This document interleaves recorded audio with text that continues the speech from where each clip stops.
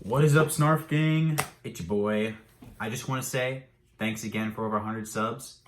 That is pretty awesome. So thank you to every single subscriber. Now, today I'm going to be reviewing Harbinger, which is a story by the Valiant publisher, which is pretty like indie stuff. So I decided to get into it, see what's up, and it's pretty good. So the Harbinger is basically about this guy right here named Peter, and he has the power to read minds, and he can manipulate people by just like telling them to do something and they'll have to do it because he can like force them to with his mind powers. He can fly, he can make telekinetic force fields and whatnot, and he's on the run from the authorities with his friend Joe. Joe is schizophrenic, so like Peter can like read his mind and he knows when he's wigging out and he's got to like take his pills and whatnot. Joe isn't really wanted for anything. He's just hanging out with Peter because they're best friends. Peter's the only one that's really wanted because of his powers. So the authorities eventually catch up to him, and this psychic guy ends up giving them an out as long as he comes to this psychic school that he runs, so he can get better at using his power, and so that he can, sort of stop being like chased by the authorities so much and whatnot.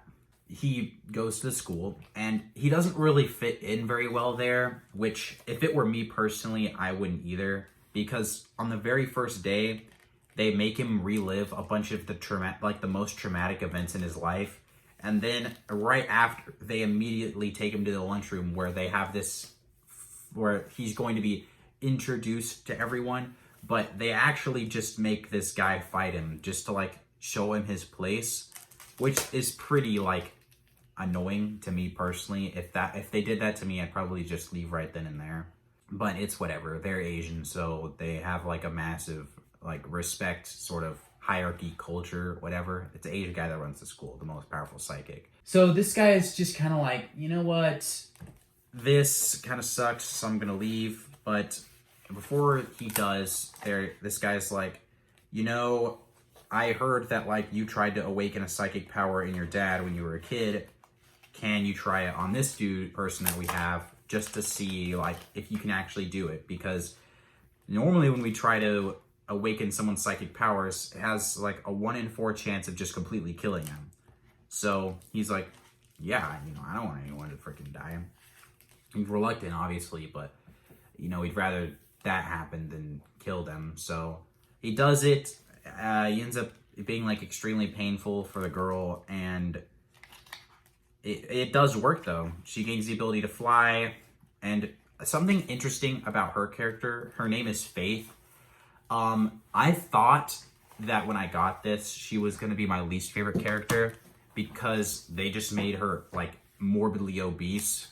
And I was just like, okay, this is going to be some sort of shoehorned fat acceptance bullshit. But no, her character is actually pretty well written. Imagine like a fat autistic girl, if she had superpowers. That's kind of her.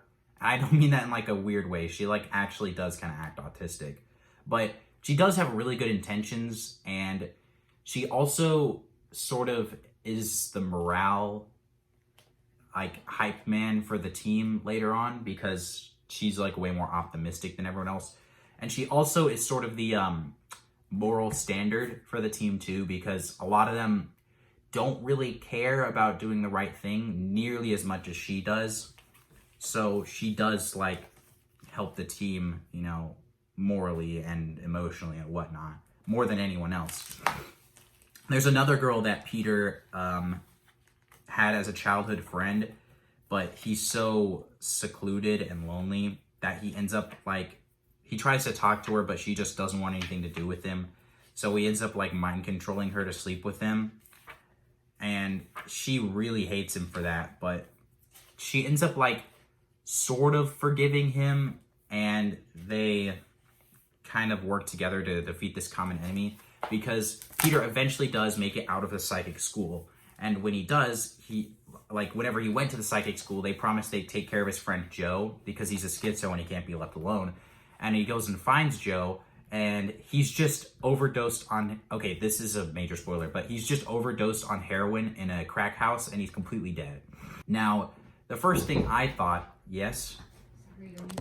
All right, someone just walked in, but as I was saying, if it were me personally, they said like, oh, we did all we could to stop him from overdosing, but he was just addicted. I'd be like, dude, there are ways you can force a drug addict to stop taking drugs. You know, like lock them in a room without any drugs and bring them food and water. You know, that's one way. Don't just throw him out on the street and like occasionally check on him. And Peter obviously catches on to this because this is total bullshit. So the lady that forced him to relive his most traumatic life events, because she's like used his psychic power along with this other guy to do it, she's trying to like get him to come back to the school because this was the whole like power play to emotionally manipulate him to come back to the school because he has nothing left to go to outside of the school. But it was so poorly planned that Peter's just like, fuck this, I'm just gonna kill everyone in the school. Which makes sense. Sounds like something I'd probably do too. But I also forgot to establish the owner of the school, the psychic guy that saved Peter earlier. The reason he wants Peter to go to the school in the first place is not just because he can awaken other psychics, but also because there's this monk that has visions of the future, and he had a vision where Peter was destroying the world, and this guy wants to get to him before that happens. But just like in a lot of different Asian sort of stories centered around fate, what you do to stop fate from happening ends up being what causes it to happen. And that's probably the case in here too, because Peter was just straight up chilling before this whole thing happened, and then they just killed his best friend and his only friend, and he got really pissed off at them for it. So he goes in and kills a couple of psychics. He ends up like getting his ass beat kind of beforehand even, so he has to leave to kind of recover his strength. He ends up falling out of a building where Faith coincidentally sees him, and she's just like, oh crap, well I gotta catch this guy because, you know, he awakened my psychic powers, and that meant a lot to her. So she does, and they go back to meet with the girl that Peter hypnotized earlier, and they sort of explain the situation and whatnot, and they decide to form a team where they go around awakening other psychics. So they go to this sort of monitoring part of the psychic school where they look for new psychics to awaken, just to like see if they want to bring them to the school.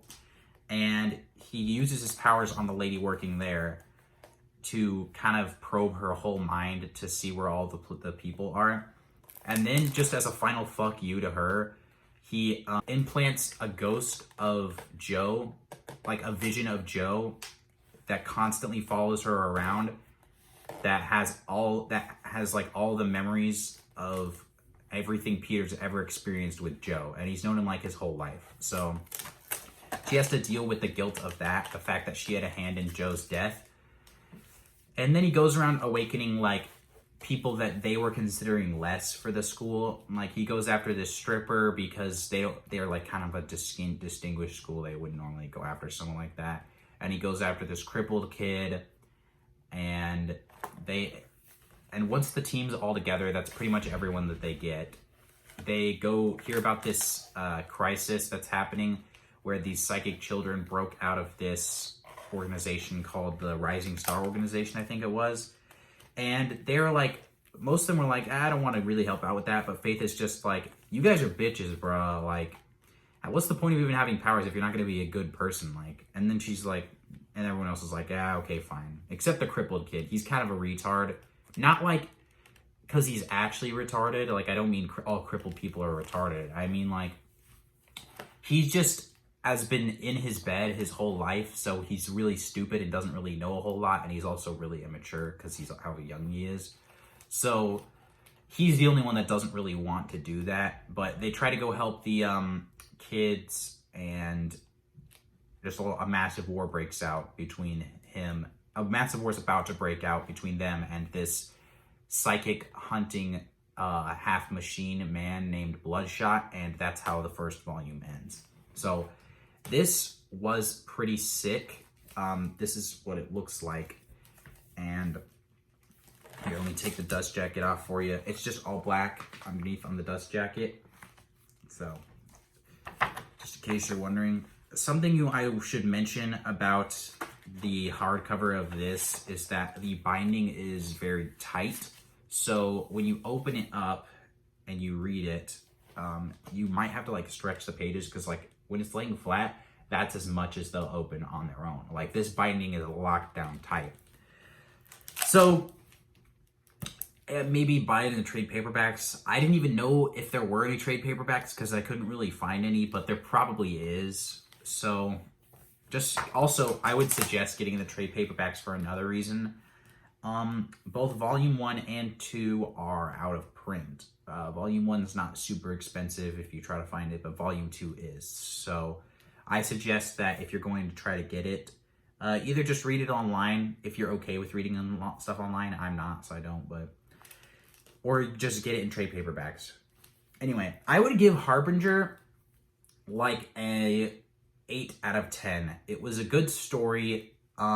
Maybe it's just because I was reading it in the car ride from my relative's house on Thanksgiving, but I kind of didn't like super enjoy it a bunch. But maybe it's just like the negative memory I've associated with having a headache because I was sitting in the car for like 12 hours. So if you like stories about psychics and revenge and sort of corruption, but also redemption, then I guess the Harbinger is a story for you. I really liked it, so you probably will too.